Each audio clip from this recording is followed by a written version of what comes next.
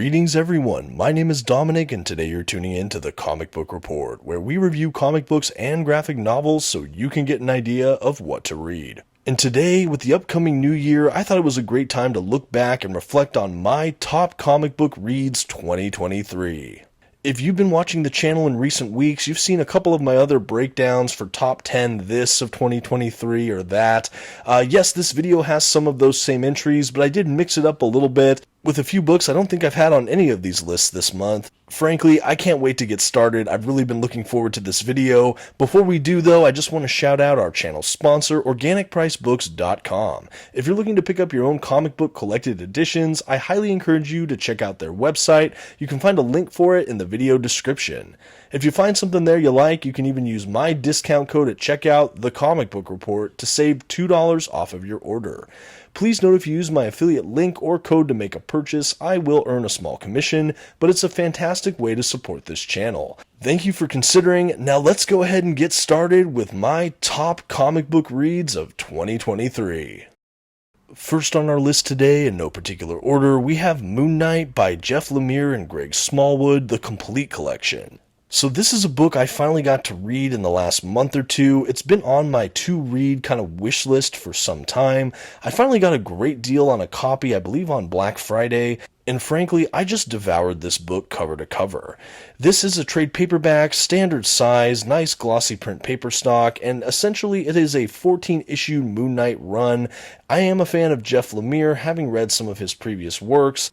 To my knowledge, this is my first venture reading anything illustrated by Greg Smallwood, but after this collection, I am definitely a fan. There were a handful of really gifted artists on this book. Moon Knight, for those that don't know, is a really complex character. He suffers from dissociative identity disorder, the kind of multiple personality disorder, and basically whenever we have Mark Spector or Moon Knight kind of changing personalities in this book, we have a totally different artist lending their hand to a really, really great, different style. It makes it really easy to track the narrative throughout this, and overall it's just a fun run. It's all one cohesive story, and it's kind of mind-bending, interesting, and I love what they did with the characters. It is kind of a psychological thriller, and frankly I just loved it. I know it is kind of a newer friendly read. I am a newer fan of Moon Knight myself, and I didn't really have a tough time jumping right into the narrative. I think it would reward those familiar with Moon Knight, the character of Mark Spector, and some of his supporting cast of characters, but someone like me who didn't really know who was who, I was not really lost. You really get to kind of start fresh in this run. I think Lemire really honors the tradition of this character while doing his own thing, and it's just a blast to read. This is easily one of my favorite Marvel runs I've had the pleasure of reading lately, and it was definitely easy to put this on my list for best reads of 2023. So happy I made it this year to finally getting around to this run. A really fun collection. I'm hoping to get a hardcover of it one day. Maybe there'll be a modern Moon Knight omnibus including this run and maybe some others. Time will tell. Next on our list, we have Superman American Alien by Max Landis. This is a really fascinating, I'm going to call it anthology, comic book miniseries. It's only a few issues long.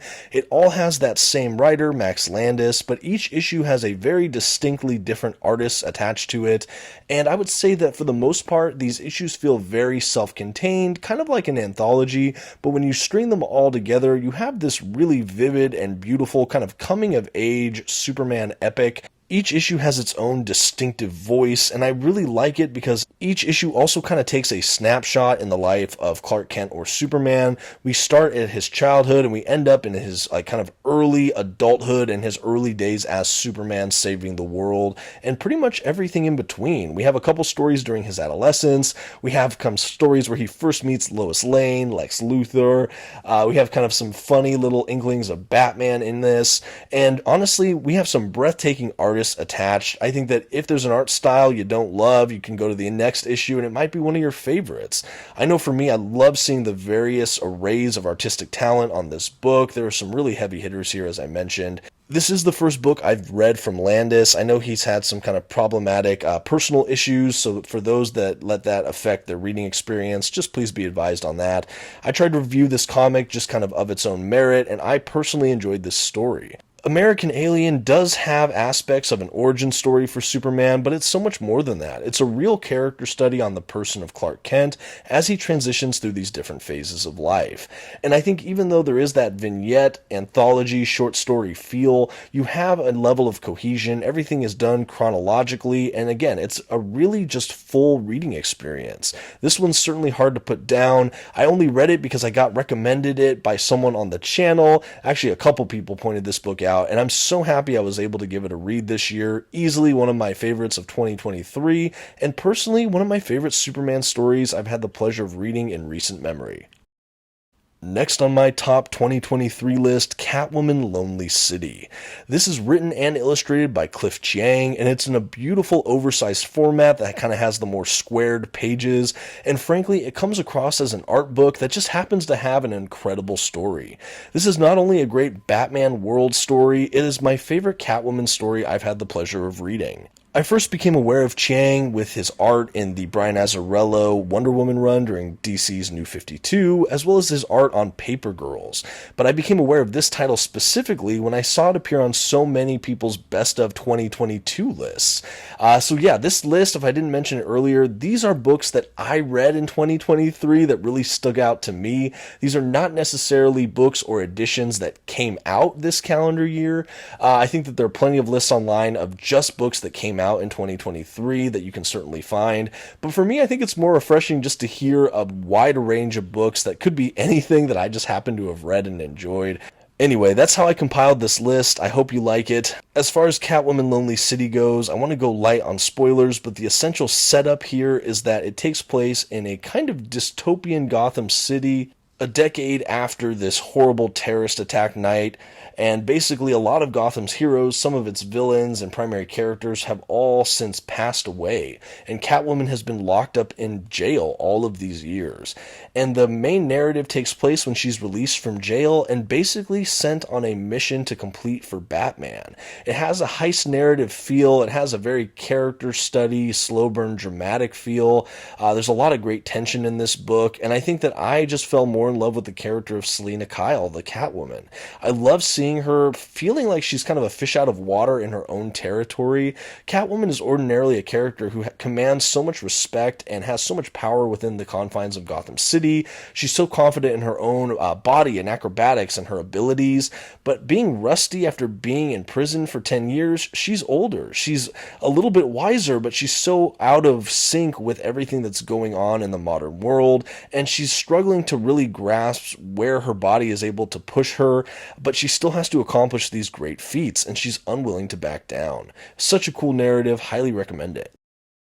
Another Bat-related book I read this year that is just something I adore is easily Batman the Knight by Chip Zdarsky. This one snuck up on me, folks. I had no idea this was being done, really, until it came out in this hardcover. It's this incredible maxi series that takes place in the period where Bruce Wayne is coming of age. We follow his exploits across the globe as he's trained by just these unbelievable masters of different crafts or abilities or skills. We have like the world's master detective, world's master thief, world's master combatant, and different things like that, and he's just kind of becoming a disciple of them all, hoping to hone his skills so he can eventually become what we know him to be, Batman. And this is just a period of Bruce Wayne's life that has teased at or maybe flashback to here and there, but I can't recall like a decisive storyline that has like a miniseries feel that explores that time period. Well, in comes Batman the Knight, and honestly, Zdarsky nailed it with this one. For my money, I really do think that this could be a contemporary Batman classic. I feel like I can easily put it on the shelf with some of the other notable Batman works, particularly those that are set earlier in his career as a crime fighter. It has a kind of Batman origin feel, but it's so much more than Crime Alley. It's so much more than the first time he gets his cape and cowl. Yes, it's a younger Bruce, but we definitely see the seeds of who will be Batman, and I loved my time with this book. The art throughout it is also spectacular. There's some really great Easter eggs for fans of the Batman mythos. I personally loved a character they introduced that was first created in the James Tynion Batman era. Anyway, a really, really fun piece of work here. I highly recommend it to Batman fans out there. If, like me, you didn't hear this, please let me be one to put it on your radar. Thoroughly enjoyed this piece of work. And hey, if you're enjoying this video and you also like other comic book list videos, comic book reviews, unboxings, shorts, fun community posts, and so much more, and you've yet to subscribe to the channel, I would just like to encourage you to do so. Thank you so much. Now let's keep going with my best reads of 2023. Okay, I'm going to keep this list going with another Batman book here, Batman Killing Time by Tom King. This is another fantastic little mini-series. It's a standalone as far as I'm concerned. It's also set during the earlier period within Batman's history. It's when he's a newer crime fighter, maybe the first couple years as Batman. As far as characters go, there's a villain I wasn't as familiar with, but there's quite a few others that are prominently featured here. We have the Riddler, Catwoman, Killer Croc, and a few more. This was really richly crafted. Frankly, it's one of my favorite standalone Batman reads I've read in a while. It's easily accessible, I think, to newer Batman fans as well. I don't think you need a ton of lore or background reading to enjoy a story like this. And I think for fans of the Tom King Batman run, or even those that maybe didn't like Tom King's Batman run, I think that there's still something there for you with this story. Why I say that, I am a big fan of Tom King's Batman era, but this feels like something different. It's set in a different time period for Batman, and it has something fresh. Even the relationship between Batman and Catwoman here, Catwoman is very much an adversary in this period. So we don't have his treatment of Catwoman like we did during the run of Batman proper, where there was a heavy romance angle, which I also enjoyed. No, this is while Batman and Catwoman are still safely enemies, and it's really fresh for that, honestly. I think that this was a really great incarnation of the Riddler. It just really worked for me, and I just think it's really satisfying that this book feels so set apart from the rest of Tom King's Batman run. Again, I loved that, but I think that this is just something totally fresh. The narration is super interesting and complex. It layers a couple different narratives at once, but everything really comes into focus by the final act of the storyline. It is a really just tightly written book as well. I don't think there's a lot of fluff here. I think it's very to the point. It has a great sense of pacing, tension, momentum. The character moments are all very memorable. And for a Batman book to punch out at me like this, well, it was just something special this year. Easily one of my favorite reads of 2023. If you're a Batman fan and you've yet to read this, I also highly recommend it. Batman Killing Time. Another great read for me in 2023 was Robin and Batman by Jeff Lemire and Dustin Nguyen. This is the dynamic duo powerhouse team that brought us works like Descender, and frankly, this is a team that I couldn't wait to see cut loose on Batman and Robin. Of course, as the title implies, this is much more of a Robin story, particularly Dick Grayson's Robin, but Batman is still heavily featured. We also have Alfred Pennyworth in a pretty decisive role here, and Killer Croc as well. It is a 3-issue little mini-series, so it is a shorter work, but frankly, it is one of the best I've read lately. This is such a good character study for Dick Grayson, especially early Dick Grayson before he ever dons his mantle of Nightwing, and honestly, it says so much about the character in just these few short pages. We also have some great kind of father-son dynamics with Bruce and Dick, but also with Alfred in the mix there, and we can get a little bit of an insight into what it was like in the manor. I don't know that this story paints Batman in an overly warm light, and yet there is some moments of sweetness, and overall everything just felt very authentic, especially the relationships we see depicted in this book. This in many ways feels like a Robin origin story, but it has a couple cool creative twists and turns I didn't necessarily see coming, but also felt just very fitting in the grand mythos. This can absolutely be read as a standalone, and it's perfect for new readers out there. Dustin Nguyen's style is kind of a messy watercolor. If you haven't seen his style before, it's very, very distinctive. You can pick it out almost immediately.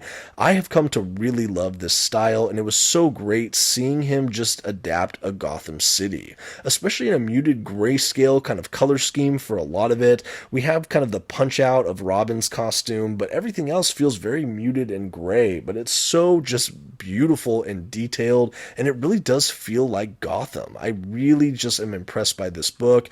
I think because of its short size, I know a lot of people have kind of skipped it, but this is a beautiful hardcover, and frankly, even if it is brief, it is still powerful. It is tiny but mighty, and one of my favorite reads of 2023. Next up on our list today, we have Fantastic Four: Fate of the Four. This is by Chip Zdarsky, and it collects issues of Marvel 2-in-1.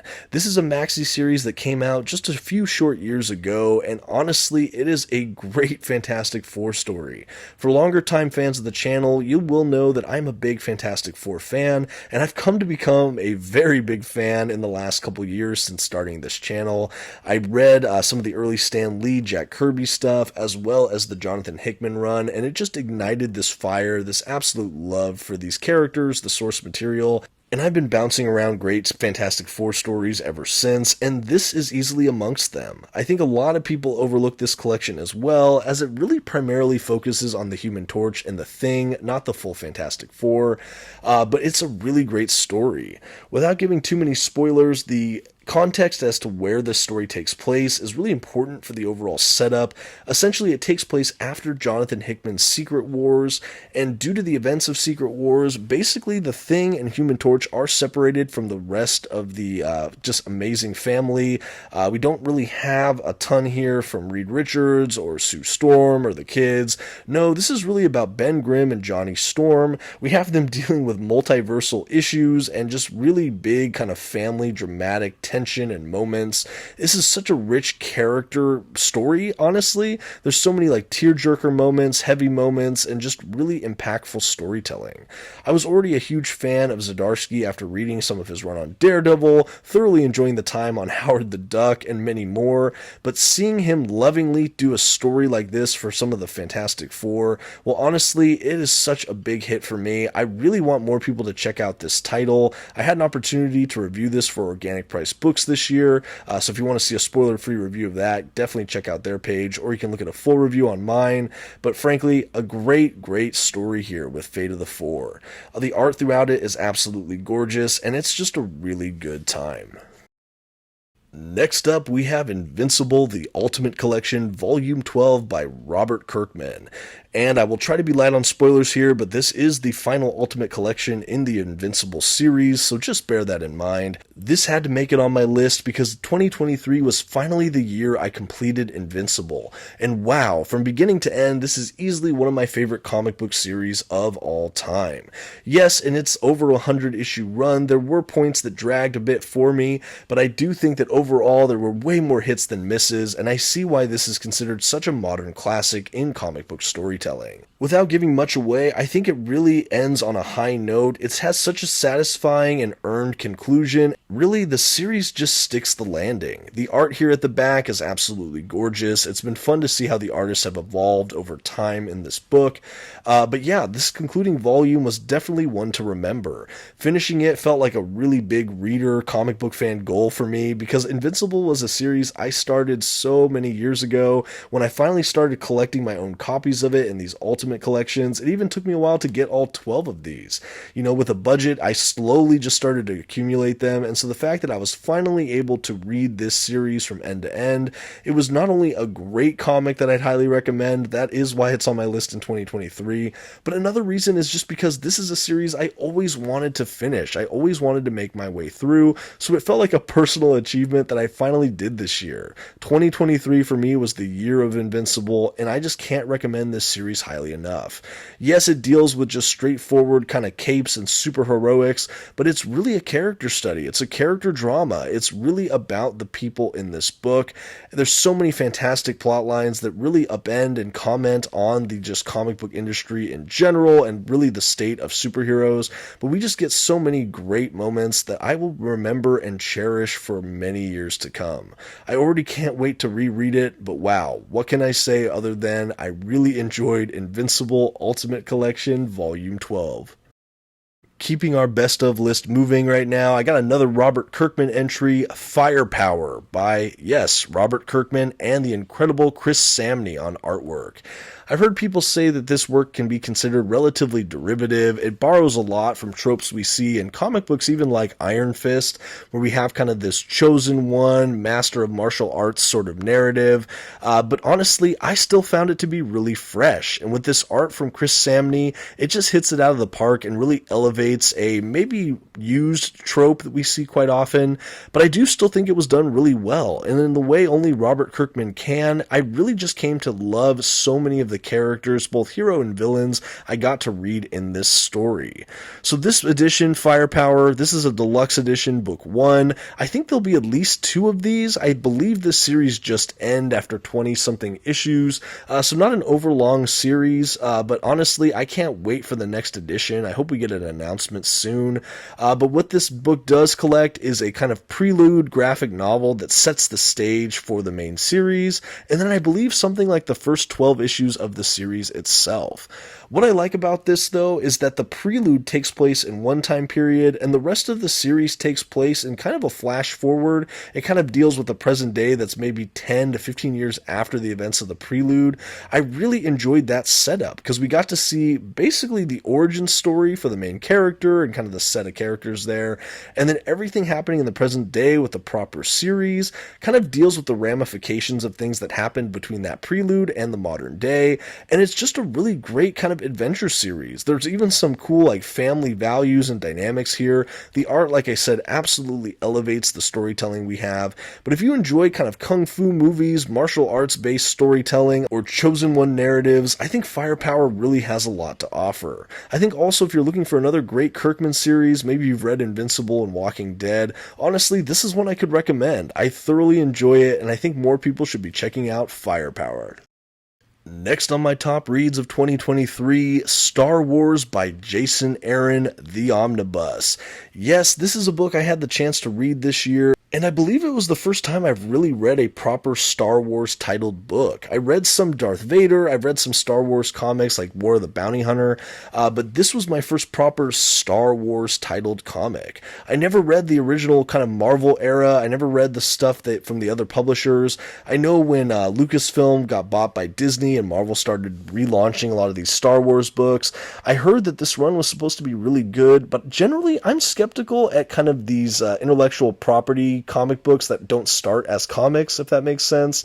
To me, they can sometimes read as like fan fiction-y, or I just kind of feel like I can tell that this isn't the medium they originated in, and it kind of rubs me a weird way.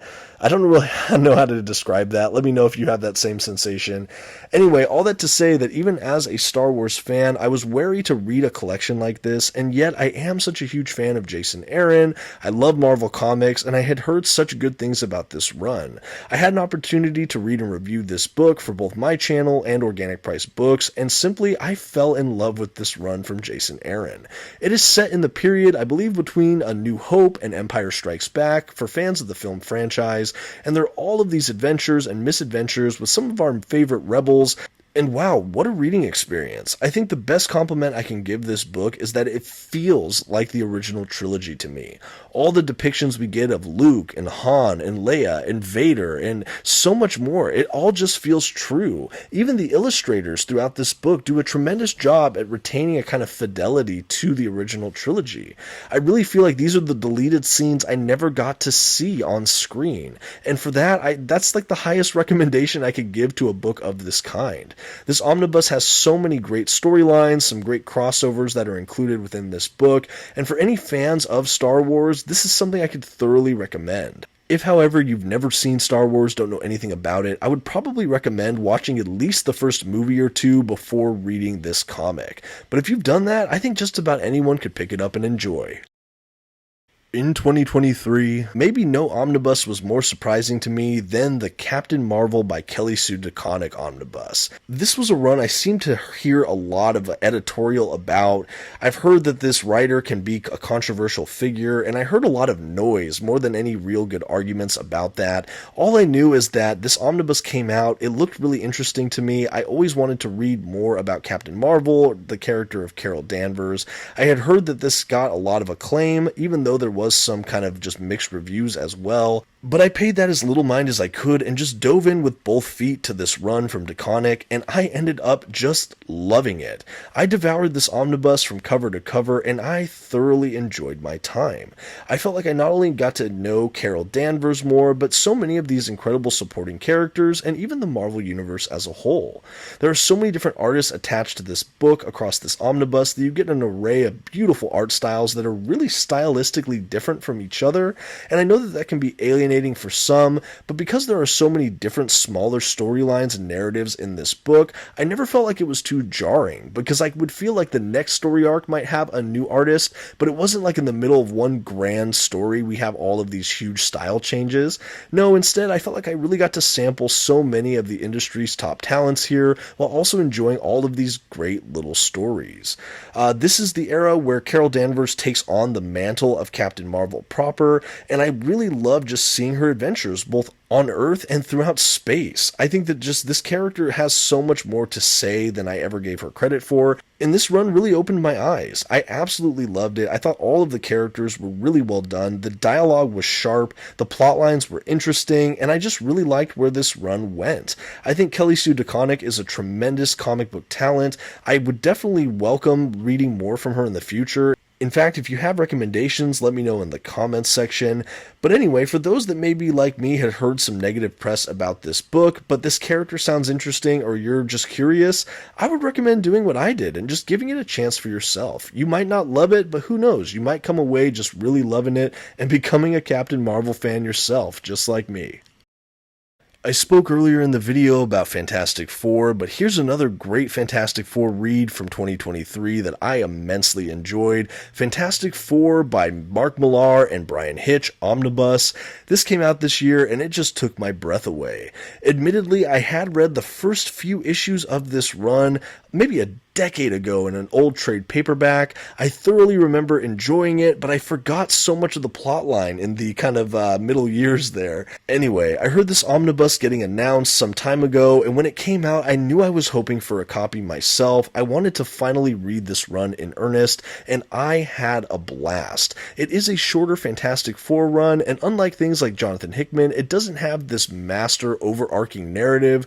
No, instead it has a couple smaller storylines. There are some through lines throughout the run as well, but I would say instead of thinking of one master storyline, it was maybe a handful, maybe 4, 5, 6 storylines that all kind of led into each other really nicely. The art throughout it from Hitch is just gorgeous, but in addition to this run, we also have a couple kind of supplemental or supporting mini-series, and then we have another one, Marvel, I think 1985 is what it was called, Marvel 1984, 85. I always mix it up, but basically there's another series in there by them that doesn't really have much to do with Fantastic Four, but more the Marvel Universe in general. They threw that miniseries in here as well, and reading this book cover to cover is an interesting experience because some of those miniseries and just the run itself being a little bit different, but because of that, this is one of my more unique reading experiences of 2023, and I loved it. As a Fantastic Four fan, we got a lot of great character moments, I think particularly between Reed Richards and Sue Storm. I really liked kind of the married kind of dynamics between them, their dialogues, their earnest discussion, really, really well done. I also saw a couple great moments for The Thing that I thought were really good. Overall, actually, I felt like it was a pretty well-balanced read. I feel like all of the main Fantastic Four characters got a lot of good play. This is a modern Fantastic Four omnibus as well. It's not a dated omnibus, and yet I feel like so many people overlook this era of Fantastic Four. And well, I sincerely hope that changes because I loved this book this year. Next up, we have Secret Warriors Omnibus by Jonathan Hickman. This Marvel Comics series was another one I was looking forward to checking out if I had an opportunity, but it was something I also just didn't know a lot about. After last year, I read Jonathan Hickman's Fantastic Four run, and I immediately became a huge fan of that writer. I enjoyed House of X Powers of 10 immensely as well. Even his X-Men run I really loved. I've enjoyed reading what I have of the Hick-Vengers era, and I heard about Secret Warriors. I knew it was one of his earlier Marvel series. I didn't know a lot about it other than that Nick Fury was really a big force within this series, along with Daisy, a character I was familiar with through the Agents of S.H.I.E.L.D. television series.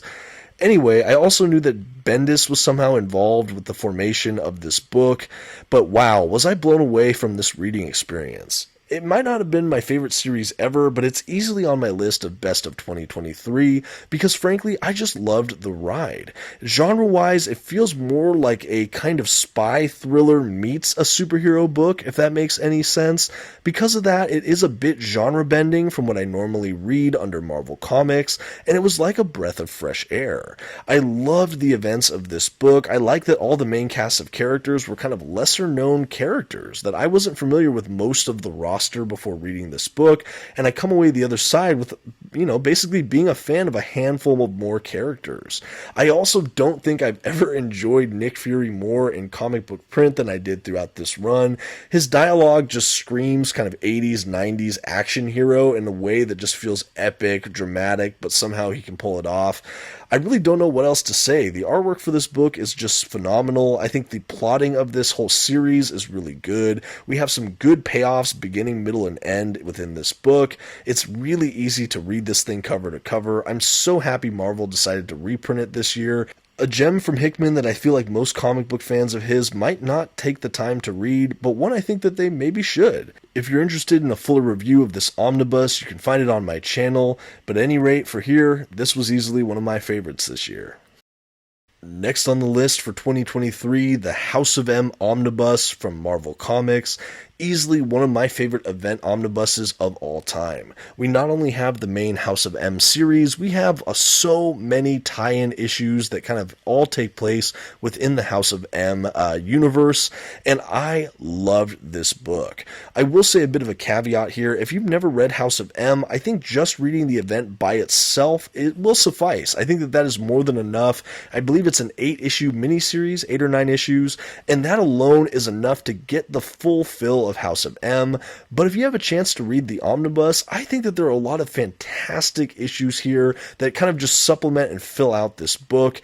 They're all within that universe of House of M. I don't even know if all of them quite make sense. I feel like some of them really try to adhere to the continuity of House of M, and some of them just are treated as if they're like what-if stories that they get to just do their own thing.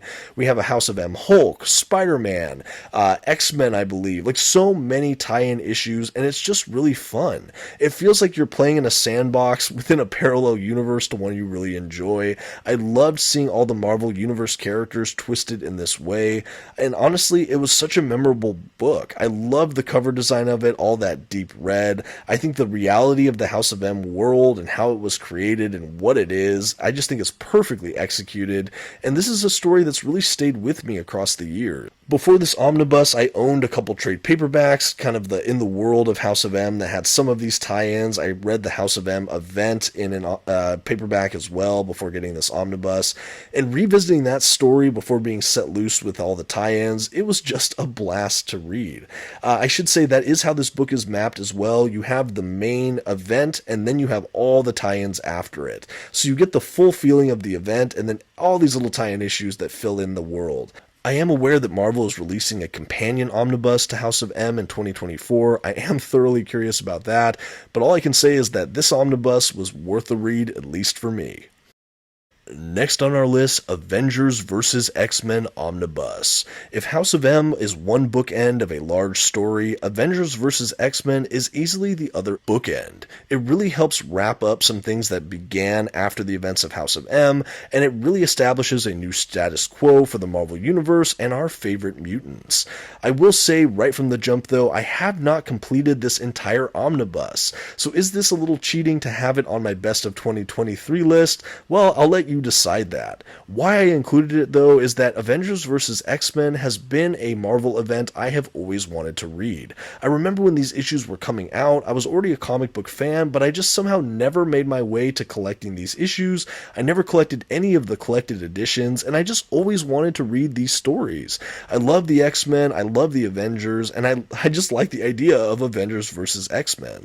Even at the time, I heard pretty mixed reviews. There were some positive reviews, but overall, I feel feel like this came and this went, and I would only hear about it kind of sporadically.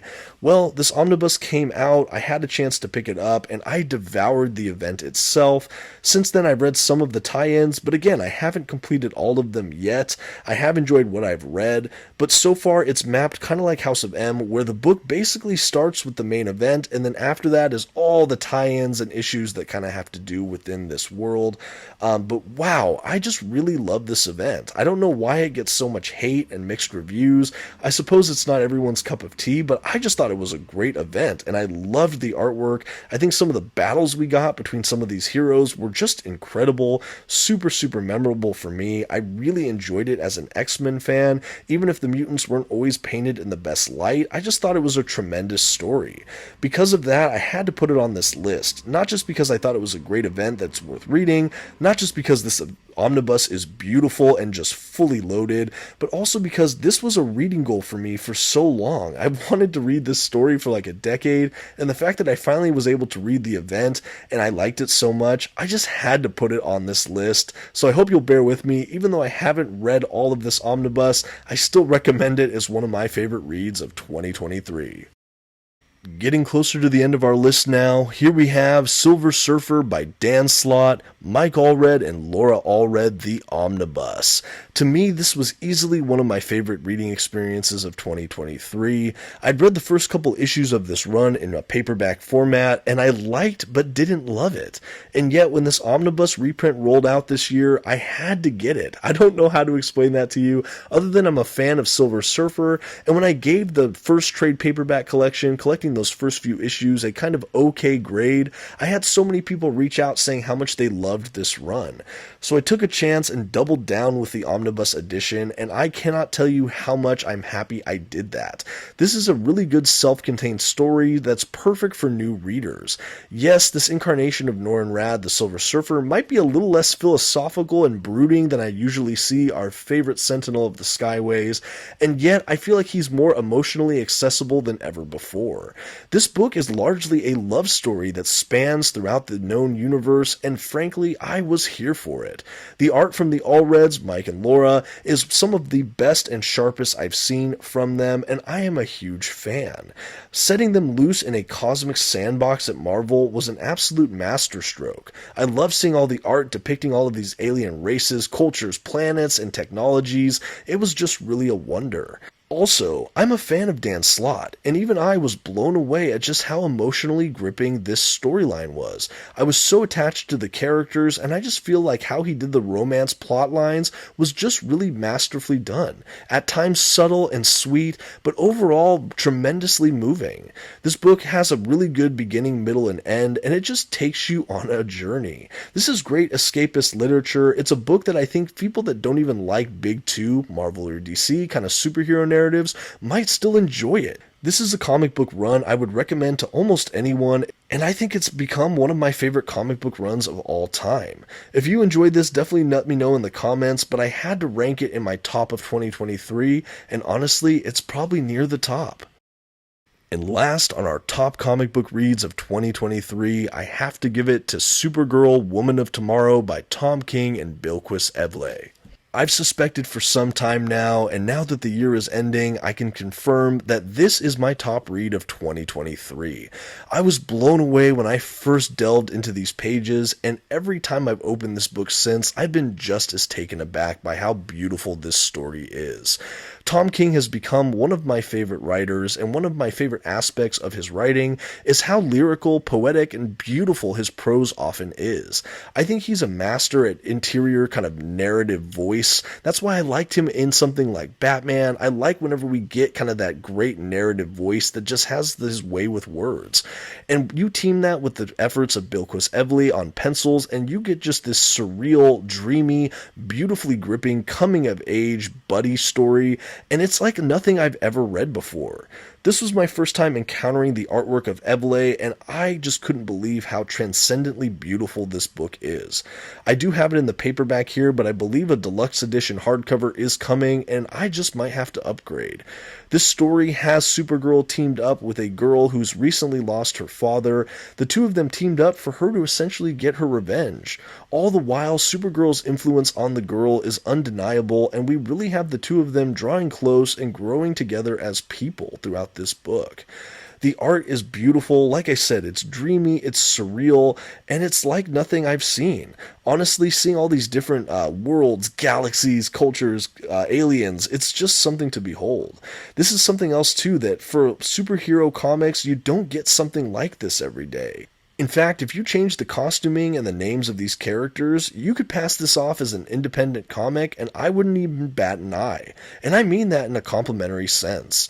This is a terrific book. It's not overly long. I think it's well paced and just something to behold. If you've never read Supergirl Woman of Tomorrow, I thoroughly recommend it, and it is my pick for best comic book read of 2023. I also know they're adapting this in some form in a movie coming up, so this is a great time to pick up a copy. And that's going to round out my list for top comic book reads 2023. I know I did some other top 10s that have even more books. I tried to limit this to 10 and I couldn't do it, and I gave up that notion pretty early. I hope you've indulged me this far. Thank you so much for those that have stuck around. I would love to hear in the comments, what are some of your picks for favorite comics of 2023? It can be books that came out this year or books you just finally had a chance to read or collect this year. It would bring me a ton of joy if I knew the comment section just became this wall of incredible comic book recommendations. I know I'm always looking for a great read, and I'm sure some of the other watchers out there could always use a recommendation as well. Well, thank you so much for sticking around, and if I don't have a chance to say it before then, a happy, happy new year. I hope this year is one of your best yet, and I hope you'll stick with me for this upcoming year. I have a lot of fun videos planned for 2024, but if not, thank you for sticking around this long. It means so much to me. Thank you for watching, and until next time, this has been The Comic Book Report. Please don't forget to give this video a like, a comment, maybe share it with a friend, or check out one of my others. Until next time, have a good one.